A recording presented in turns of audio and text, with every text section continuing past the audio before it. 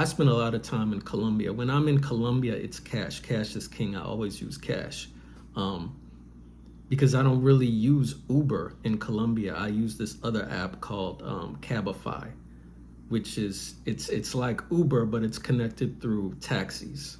I don't like using Uber in Colombia, to be honest. I always prefer taxis. Unless I have to, I don't just pick a random taxi on the street. I mean, there's situations where I do that, but for the most part, I always use this app Cabify, where you order up a taxi.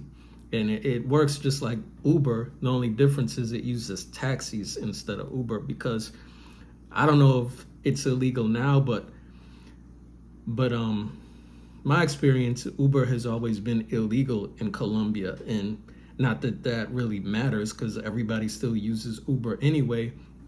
But when you get into an Uber, the Uber driver wants you to sit in the front seat instead of sitting in the back like you would typically do in other countries where Uber is illegal. And that's always been kind of awkward to me because you're still struggling with Spanish. Like, how are you carrying on this conversation on this long ride? I prefer sitting in the back. He's doing his thing, driving. I'm doing my thing, just observing or checking out things on my cell phone. So in Brazil, I use Uber whenever I get around, and I also spend a lot of time in Brazil, and I don't even know if they have that app Cabify. I don't think so, but I don't take taxis in Brazil. In Brazil, it's the opposite. I always take Ubers. Anytime, I never take a taxi. I've only Yeah, I trust taxis in Colombia. There's taxis that will rip people off, without a doubt, but you gotta know how to move. I don't really run into those problems because I know what I'm doing. I mean, not to say that things can't happen. I mean, but yeah, I'm taking like multiple taxis a day, like 5, 6 taxis a day in Colombia. So of course you're gonna run into your bad taxi every once in a while, just as if you would run into a bad person, no matter where you live, anywhere in the world, they're not all people are good people. You're gonna run into some bad people. But by the numbers, by far, I don't really have issues with taxis.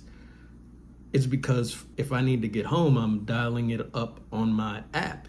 But there's lots of depending on where I'm staying. One neighborhood that I stay in, I walk out my apartment, I go up a block, and I know there's always a line of taxis ready to take. I don't order those up. I know where they are, and they're always there. And they're taxis that can be trusted. They don't have a history of, doing any funny business. So, I've been in some weird situations in some taxis, and a lot of people in Colombia, a lot of people have this misconception that, the taxis, and I'm only speaking about Medellín, Colombia. A lot of people think, the taxis, they're here to rip you off, blah, blah, blah. Like, for example, if you go to Medellín, Colombia, and you go out to the clubs and you go out to the bars, and say you're in Provenza or you're in Parque Aires, they shut the bars down and you're trying to get home. You walk out of those areas and you're on Calle Diaz, you're on 10th Street, and there's a big long line of taxis lined up, like 10, 15, 20 taxis just ready to take people home. And say it cost you 10 Colombian pesos to get to Parque Aires. Well, now you're trying to get home. You get in, you say, how much to take me so-and-so? And the driver's telling you 50. And you're like, 50? It only cost me 10 to get here. So you're like, this guy thinks I'm a foreigner. This guy's trying to rob me, blah, blah, blah. Well, look, I got news for you. It's not that he's trying to rob you because you're a foreigner. It's everybody at this time is trying to get home. So you're paying a premium to be able to get in that taxi and for him to take you home. It's not that he's trying to rob you because you're a foreigner. This is the price you're paying for convenience. And how I know that is because I've spent so much time in Medellin. I've been able to walk out to the street. I see a million Colombian girls trying to get home with their friends. They're waving down taxis. I come out, pulls up in front of me. He sees that guy is probably going to pay the premium price. He looks like a foreigner. He does not look like a Colombian. He puts me in front of the line. I walk right out there. I wait 2 seconds and he's willing to take me home. Meanwhile, these girls have been trying to wave down taxis for forever, you know, and it's because he knows they don't want to pay the premium price. They're gonna offer this, they're gonna offer that, they're gonna blah blah blah, and he just wants somebody who's willing to pay that premium price.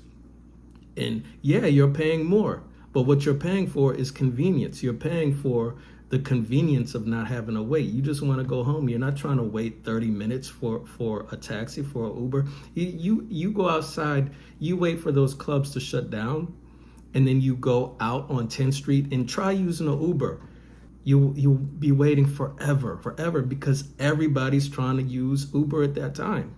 And do I want to sit out and wait 30 minutes? And then a Uber might accept your ride, but the traffic getting there is so bad, you know, it's like a parking lot. So if I can just walk out and there's a cab right there ready to take me, and he can just take the side street and zip on out of there, then I mean, you're just saving yourself time. So I mean, it's up to you. Is it worth the...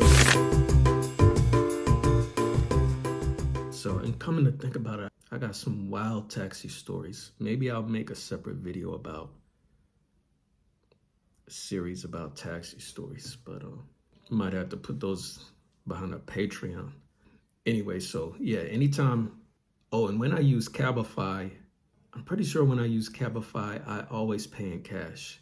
I don't have it set up to withdraw automatically, like how Uber works.